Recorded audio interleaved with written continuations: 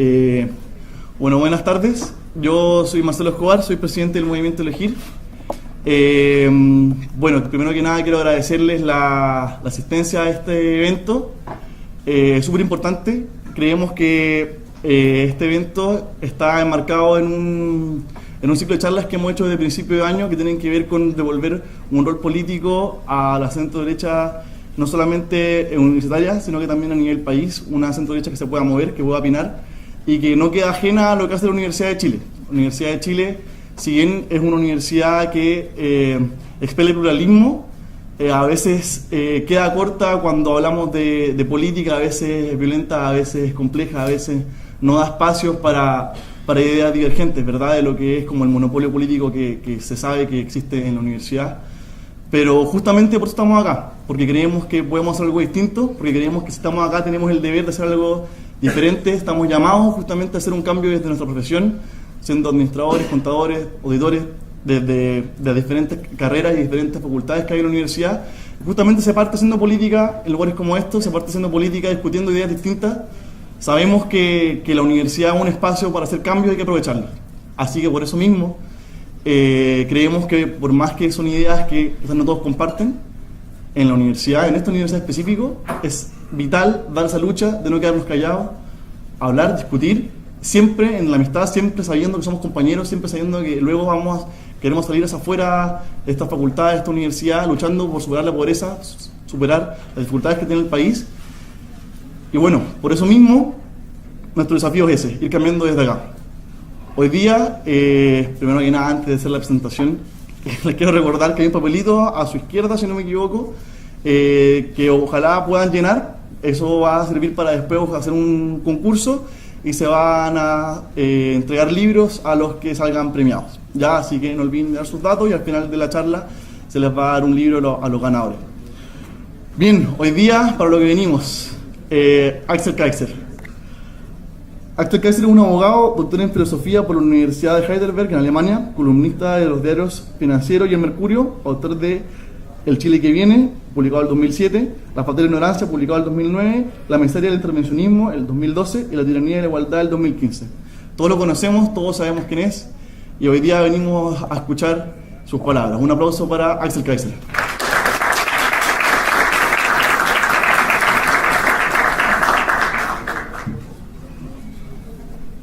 Bueno, ¿cómo están? ¿Bien? Qué bueno. Primero que todo agradecer al Movimiento Elegir por esta invitación y a todos ustedes por darse el tiempo de venir a conversar sobre un tema que ha sido tan discutido y que es tan importante no solamente en Chile, sino en distintas partes del mundo. Celebro las palabras que recién escuchamos en el sentido de que esto hay que hacerlo con un clima de amistad cívica. Yo siempre he dicho, no hay para qué enojarse porque alguien piensa distinto.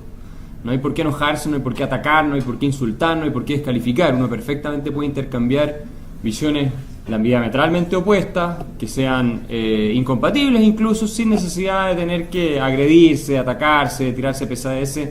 Creo que todos estamos de acuerdo que si hay algo que nos falta en Chile, un poco más de sentido de humor, un poco más de amistad cívica y un poco menos de agresividad, que es una de las razones por las cuales, les debo confesar, yo también decidí este año aparecer mucho menos en los medios de comunicación, porque me pareció que el nivel al que se llegó en los últimos años fue tan tóxico que ya uno no podía conversar, no podía discutir ideas de fondo, sino que lo único que se convertía era en un festín de descalificaciones personales que al final no conducen a nada y que lo último que hacen es ayudar a aquellos a quienes todos quisiéramos ayudar. Dicho eso, y la idea es que nosotros después tengamos una conversación, yo quería venir a hablar del tema de las desigualdades de tres perspectivas. La económica, la filosófica y la sociológica. Hay que distinguir estas tres dimensiones porque las implicancias que cada una de ellas tiene, me parece a mí por lo menos, son muy distintas entre sí. Voy a comenzar hablando desde la perspectiva filosófica y les voy a plantear la siguiente pregunta para que la reflexionemos. Preferí esta vez no traer PowerPoint precisamente para que podamos deliberar en conjunto. ¿Por qué es filosóficamente un problema que exista desigualdad material, estoy hablando, por supuesto, en una sociedad. No me refiero a la desigualdad legal, que alguien tenga el título de duque, de monarca, y que otros estén obligados por ley a ser inferiores y no puedan ascender, o que haya esclavos. Eso, por cierto, es inmoral. Me refiero desde el punto de vista material, económico. ¿Por qué es eso, por definición, injusto o inmoral? ¿Cuál sería la razón para pensar que en una sociedad en la cual existe un grupo al que le va bien, otro al que no le va tan bien, hay injusticia? Y si la hay, yo les pregunto a ustedes, ¿acaso no pasa lo mismo en una sociedad en la cual a todos les va bien, solo que a uno les va mejor que a otro? También hay desigualdad en esa sociedad. ¿Por qué lo planteo así? Porque a mí me parece que la discusión en torno a la desigualdad y la justicia, conceptos que se suelen confundir, cae en un error que es elemental. La gente tiende a pensar, cuando uno habla de desigualdad, en pobreza o en falta de oportunidades. Pero no es lo mismo si ustedes piensan bien.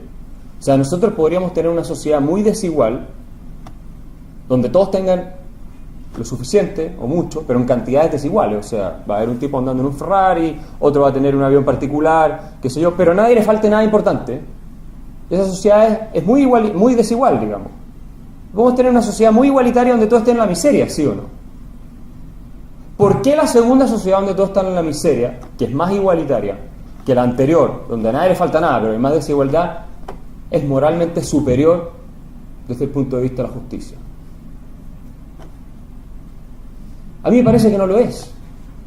Entonces, muchas personas, yo me he encontrado con esto en los debates, incluso académicos, confunden la preocupación porque todo el mundo le vaya bien, que nadie le falte, con la idea de que nadie puede estar por sobre otro, que no es lo mismo. Espero que concordemos en eso. No es lo mismo decir que todos tienen que tener acceso a buena educación que decir hay que sacarle los patinos que andan más rápido para que nadie se destaque por sobre otro. Obviamente son dos enfoques muy diferentes, ¿no les parece?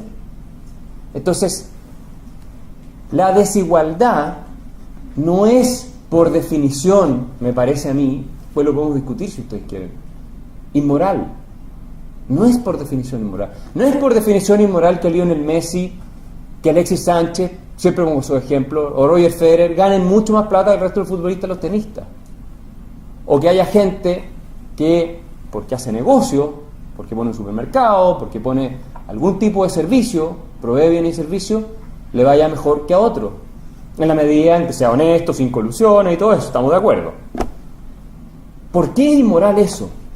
Yo todavía no he encontrado una buena razón, y he leído bastante la literatura socialista sobre este tema, y el argumento que da, y de dónde viene esto, la doctrina más bien socialista, es que como el sistema se basa en la explotación de uno sobre otro, es decir, en la extracción arbitraria de la riqueza de uno, la famosa teoría del plusvalor de Marx, ¿verdad? Ustedes la conocen, de la riqueza de uno que beneficia a los capitalistas, a los que están arriba, entonces sí es inmoral. Y si Marx hubiera tenido razón en su análisis económico, yo estaría totalmente de acuerdo con él.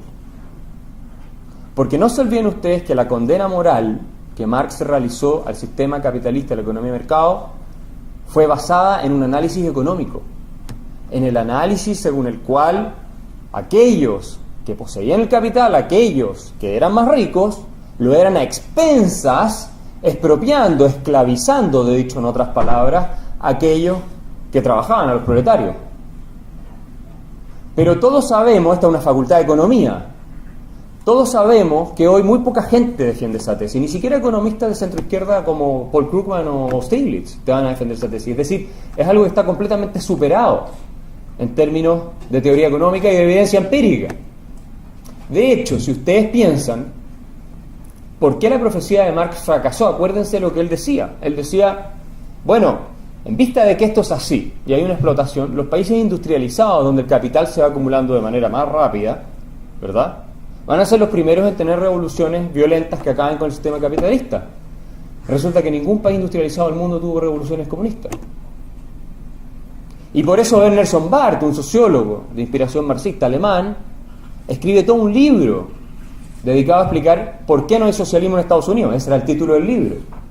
Y dice, bueno, si Marx hubiera tenido razón, Estados Unidos debería haber sido el país con más socialista del mundo, con mayor movimiento revolucionario de izquierda, socialista, porque obviamente era el país en el cual el capitalismo había llegado a niveles mucho más desenfrenados a principios del siglo XX que en ningún otro país. Y si fuera cierta la tesis de que unos se enriquecen a expensas de otros, de que unos se hacen ricos porque le quitan a otros sus recursos, entonces, ¿cómo explicamos la disminución de la pobreza sideral en la mayor parte del mundo? Piensen ustedes que hasta el año 1850, más del 90% de la población mundial vivía con menos de $3 por día. Noruega, uno de los países más ricos del mundo hoy en día, tenía un ingreso en 1850 per cápita parecido al de Bangladesh de hoy, que es uno de los países más pobres del mundo y más atrasados. ¿Cómo explican que China, después de la reforma de Deng Xiaoping, un dictador comunista, hay que decirlo, que dijo, no importa el color que sea el gato, lo que importa es que case ratones, ha sacado de la pobreza, según todas las organizaciones internacionales del mundo, el Fondo Monetario, el Banco Mundial, 600, 700 millones de personas? Lo mismo en la India, en Vietnam, en otras partes. ¿Cómo se explica eso? No es tan simple la tesis, o fue simple demostrar la tesis de que unos se enriquecen siempre a expensas de otros. La verdad es que si ustedes ven estadísticas, ¿han leído el libro de Homo Deus? ¿Alguien lo conoce? El Homo Deus de Yuval Harari, el famoso historiador israelí que... Bueno, en ese libro, y en Sapiens, pero en ese libro, si no me recuerdo, en uno de los dos, pero creo que es en ese, él explica cómo ha disminuido no solamente la pobreza en el mundo, sino que la mortalidad, por ejemplo, que es una cuestión totalmente, en el Sapiens, totalmente asociada a la situación de pobreza y cómo han subido las expectativas de vida en el mundo. Piensen ustedes que en el siglo XIV, XIII, por ahí, en Inglaterra, el 40% de la población murió producto de una peste. Esa era la regla general. En 1800 y tanto en Irlanda, por la peste de las papas, ¿verdad? Que se enfermaron y todo, murieron millones de personas. Hay un monumento en Boston todavía recordando ese episodio, ese escenario. De hambre morían porcentajes completos de la población hace 300 años. Entonces, insisto, volvamos al punto original. Hay un análisis económico que fundaba la tesis de que la desigualdad en un sistema de mercado es injusto, que consistía en la famosa teoría del plusvalor de Marx. ¿Ok? Pero eso está completamente refutado, no solamente por la teoría económica, partió Karl Menger y otros, sino también por la evidencia empírica. Sí, uno puede todavía seguir pensando y creyendo eso, pero la verdad es que yo creo que hoy día ningún economista serio defiende esa tesis. Que hay problemas, que hay... Sí, pero que esa tesis es correcta, no. Entonces, yo les invito a ustedes a reflexionar para que me pregunten después, o me digan a mí después, porque seriamente estoy interesado en un diálogo muy franco para que todos podamos aprender. ¿Cómo se justifica la idea de que es injusto que unos tengan más que otros? ¿Cómo se justifica esa idea? Porque a mí no se me ocurre cómo justificarla, salvo que el que tiene más le haya robado al otro. Estamos todos de acuerdo que eso es inmoral, supongo. Ahora, ustedes pueden decir, pero es que hay un tema de oportunidades. No es lo mismo nacer con ventajas, te fijas, con padres que te pueden financiar una educación o esta universidad o lo que sea, que nacer sin esas ventajas. Que es una tesis más interesante, me parece a mí, y mucho más válida, creo yo, que la tesis anterior. ¿Cuál es la respuesta, a mi juicio, a esa tesis? En primer lugar, la desigualdad de oportunidades también hay que reflexionarla desde el punto de vista de si es en sí misma injusta o no injusta. Supongamos que nosotros somos la sociedad y somos todos igualmente pobres, partimos en igualdad de condiciones, y al cabo de X cantidad de tiempo vamos a tener resultados distintos, ¿no es cierto? O sea, todos ustedes no se sacan las mismas notas en esta universidad, se sacan notas distintas. ¿Por qué? Porque somos distintos, ¿no es cierto? Tenemos habilidades distintas, disposición al esfuerzo distinto, todo diferente. Ahora, yo les pregunto a ustedes, esa desigualdad de oportunidades que se crea después, de resultados en realidad, pero que al final se convierte en desigualdad de oportunidades para los hijos que ustedes tengan, ¿es inmoral? no es inmoral. Y John Rawls diría que no es inmoral. ¿Por qué? Porque lo que hay que hacer antes de condenar una situación de desigualdad como inmoral o como moral es determinar si las condiciones que dan origen a esa desigualdad son en sí mismas injustas o no.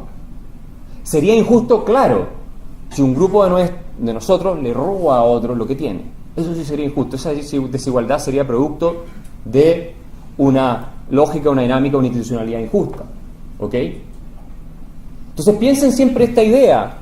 Ustedes pueden decir, Arturo Vidal, me gusta poner estos ejemplos porque lo ilustran de manera más sencilla. Pues decir, no, es que el caso de Arturo Vidal es meritocrático porque el tipo salió muy de abajo y hoy día es multimillonario. Es verdad. Pero ¿qué pasa con el hijo de él? Él no tiene ningún mérito por el éxito de su padre. ¿Significa eso que es injusto que Arturo Vidal le dé las mejores oportunidades que pueda a su hijo? Es injusto. O sea, lo que debería hacer él para ser justo es condenarlo o llevarlo a tener las mismas pocas oportunidades que tuvo él, o las oportunidades más bajas que tengan otras personas en la sociedad que no pueden dar esa buena oportunidad. Según entiendo, además tiene a su hijo en uno de los mejores colegios de Alemania, que no debe ser barato, me imagino yo. ¿Es injusto? No, a mí no me parece que sea injusto. Y si concordamos en que lo que alguien se ha ganado con esfuerzo es de la persona que se lo ganó, es decir, tú tienes derecho de propiedad sobre eso, supongo que estamos de acuerdo en que Arturo Vidal tiene derecho de propiedad sobre la plata que se gana, ¿o no? Bueno, si concordamos en ese principio, entonces tenemos que concordar con el principio de que él puede disponer libremente de lo que se ganó, ¿ok? Y por lo tanto transferírselo a sus hijos también. Ahora, ¿significa eso que el Estado no tiene que jugar ningún rol? El Estado tiene que jugar un rol, a mi juicio, para dar las mejores oportunidades posibles a los que no tienen. Pero eso es distinto que decir que por definición la desigualdad es injusta. ¿Me explico? No es lo mismo decir hay que apoyar, hay que ayudar, hay que desarrollar políticas públicas bien hechas para que todos puedan subirse al carro, que decir por definición la desigualdad es injusta. Porque incluso el día que tengas esas oportunidades para todo el mundo de acceso, vas a tener resultados desiguales, ¿sí o no? Y vas a tener oportunidades desiguales después, ¿ok? De otra parte, hay desigualdades que son producto de cosas que no controlamos. La genética genera muchas desigualdades que no es posible controlar, por ahora. Tal vez el día de mañana sea distinto, ¿verdad? La geografía, hay un montón de factores culturales, ambientales, que uno no puede controlar. Entonces, desde el punto de vista filosófico, para ir cerrando esa parte, me parece que es difícil discutir o defender la tesis de que la desigualdad es injusta por definición. A mí me parece que hay que examinar primero cómo se origina la desigualdad para saber si es justa o injusta, ¿ok? Y si ustedes el día de mañana tienen los mismos derechos a desarrollar su proyecto de vida y como resultado hay desigualdades, me parece a mí que no es factible determinar que eso es injusto, ¿ok? Al final son resultados de sus acciones libres y como indignidad y personas tienen ese derecho, sagrado derecho. Segunda cosa, en economía, ¿es la desigualdad un problema desde el punto de vista económico? Aquí la discusión es un poco más interesante. Robert Barro, el profesor de Harvard, tiene estudios donde muestra que en la medida en que los países se empiezan a desarrollar económicamente y se producen desigualdades, empiezan a haber presiones, ¿verdad?, de los grupos para una mayor redistribución y por lo tanto cuando esas presiones no se canalizan bien pueden terminar afectando el desarrollo económico. Pero por definición la desigualdad no necesariamente en términos económicos es un problema. Es más, hay sociedades igualitarias muy miserables y hay sociedades más desiguales muy prósperas. Estados Unidos mucho más desigual que Afganistán, por ejemplo. ¿Ok? Entonces, económicamente hay un argumento incluso, y hay papers, que Claudio Sapelli los tiene citados en su libro, profesor de la Universidad Católica, que dicen que la desigualdad incluso es un motor del dinamismo económico. Que no significa que todo nivel de desigualdad tiene el mismo impacto, pero que sí es un motor. El mismo Angus Deaton, Premio Nobel de Economía del 2015, cuando habla de las desigualdades, sostiene que es mejor tolerar las desigualdades por algún tiempo que combatirlas, porque finalmente las personas pueden acceder en la medida en que se van masificando ciertos bienes y servicios a cosas que si uno las impidiera acceder a una élite no llegarían a acceder finalmente. ¿Ok? Entonces económicamente me parece que es muy discutible la tesis de que la desigualdad es por definición un problema. Yo no lo veo así, creo que es muy discutible. ¿Dónde está el problema? ¿Dónde sí puede ser un problema la desigualdad? A nivel sociológico. Ahí creo que puede ser un problema. ¿Por qué? Todos nos comparamos con los demás, pues.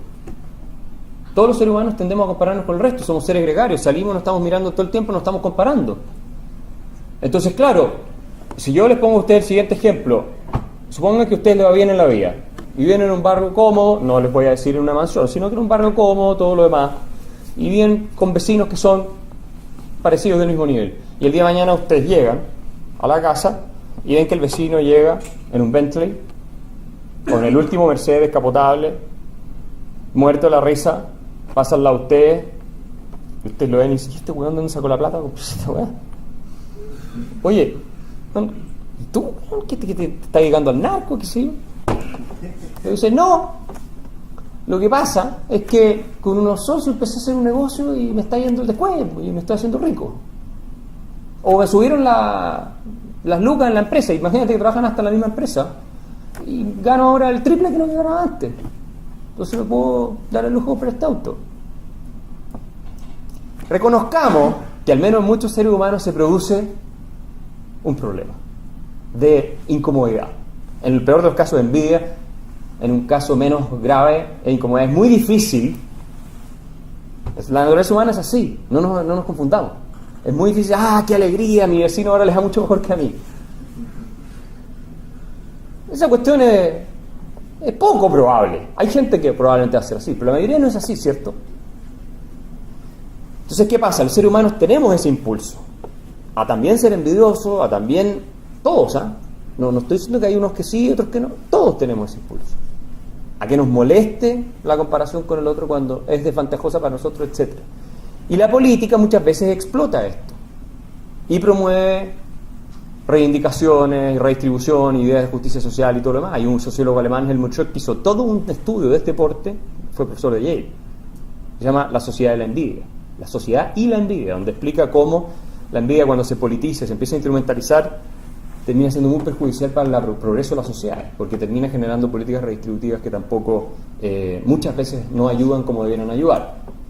Entonces a mí me parece, sin embargo, a pesar de lo que hizo Schmidt, que sí es un tema desde el punto de vista político. ¿Cómo se contiene eso? Yo creo que una cultura, primero un tema cultural. En Estados Unidos esto se produce mucho menos que en otras sociedades, por ejemplo, porque la desigualdad es algo mucho más naturalizado desde el punto de vista cultural, o el éxito, digamos, cuando se entiende que además fue que el tipo la hizo, pero la hizo bien, no es que la hizo haciendo trampa. Y por otro lado, dando la sensación y creando realmente en la práctica la oportunidad de movilidad social. O sea, que realmente el que está arriba, si lo hace mal y fracasa, se vaya para abajo. Y que el que está abajo, si lo hace bien, suba. Y ahí están también políticas públicas, pero también tienes que tener un sistema flexible que te permita la movilidad social. Porque si tienes el Estado totalmente capturado por grupos de interés, están todos los grandes intereses coludidos con el poder político, entonces te suben las barreras a la entrada y te hacen normas que es imposible, es muy difícil que haya movilidad social. ¿Verdad? Mucho más difícil que haya movilidad social, de verdad. Si tiene un mercado abierto, competitivo, donde el más ingenioso, el más talentoso, el que trabaja, etcétera, etcétera, le va bien, tienes mucho más posibilidad de movilidad social. Y con buena educación, por supuesto, que es clave en todo esto. ¿Okay? ¿Quién ha leído el estudio del Claudio Zappelli, del profesor? Léanlo, se lo recomiendo porque es un trabajo muy serio. Y en ese estudio, el profesor Claudio Zappelli muestra que nunca en la historia de Chile ha habido más movilidad social que hoy. Voy a cerrar mi intervención con esa reflexión. Nunca ha habido menos pobreza, nunca ha habido más movilidad social y nunca ha habido menos desigualdad de ingresos cuando se mide por generación. Es decir, la generación de nuestro papá era mucho más desigual que la nuestra. ¿Okay? Y parte importante eso tiene que ver con el acceso a la educación que se ha masificado. Ahora, ustedes dirán, no, es que Claudio Zappelli es un facho de la Católica. Resulta que el último informe del PNUD, de las Naciones Unidas, llega a la misma conclusión.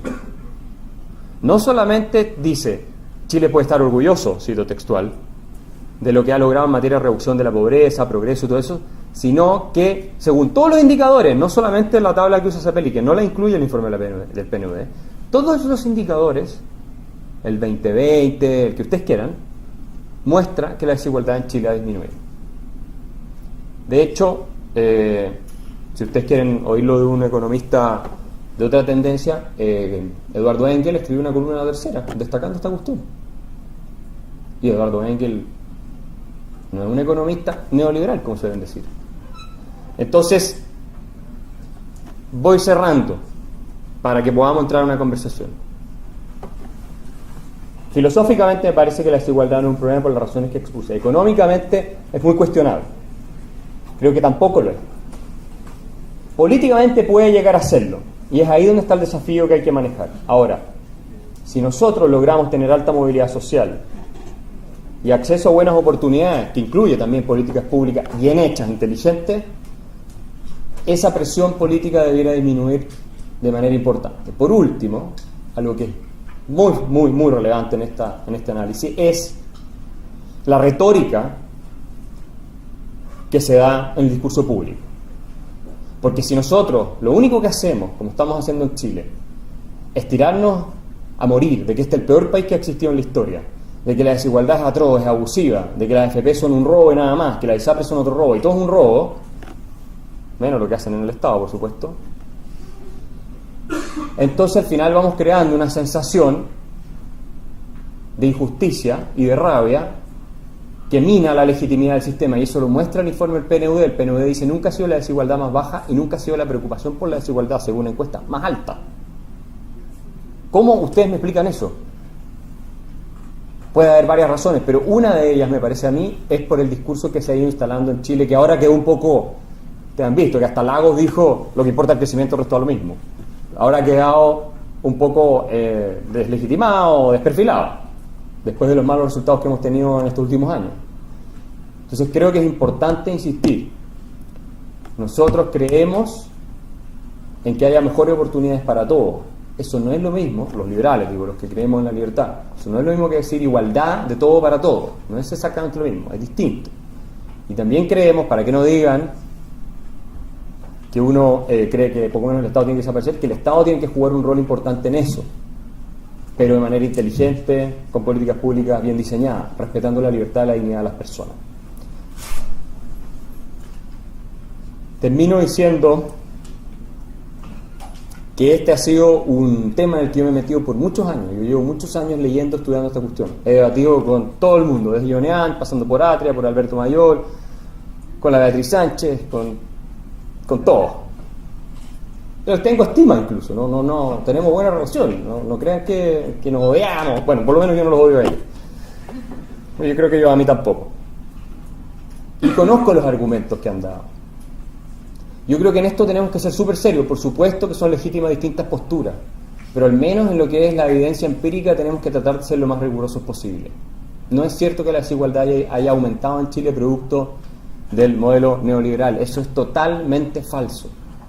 Totalmente falso. De hecho, incluso dicho por economistas de la Concertación o de centro izquierda, la desigualdad es una característica de la fisionomía social de Chile desde el siglo XIX. No es algo que surgió ahora recién. Y nunca hemos avanzado más, y espero que sigamos avanzando, en resolverla, pero para arriba, subiendo todos para arriba, no aplastando todos para abajo. Y yo les voy a hacer una pregunta a ustedes: ¿qué prefieren, para volver al origen? ¿Una sociedad más desigual pero donde todos estén mejor, o una sociedad más igual donde todos estén peor? Bueno, eso es lo que nos importa, que la gente esté mejor. No necesariamente igual, pero que esté mejor. Esa es la preocupación, como dice Harry Frankfurt, el filósofo americano, que debiera mover a aquellos que de verdad les importa que los que no tienen oportunidades, que sufren, los pobres, los que la pasan mal, finalmente logren salir adelante.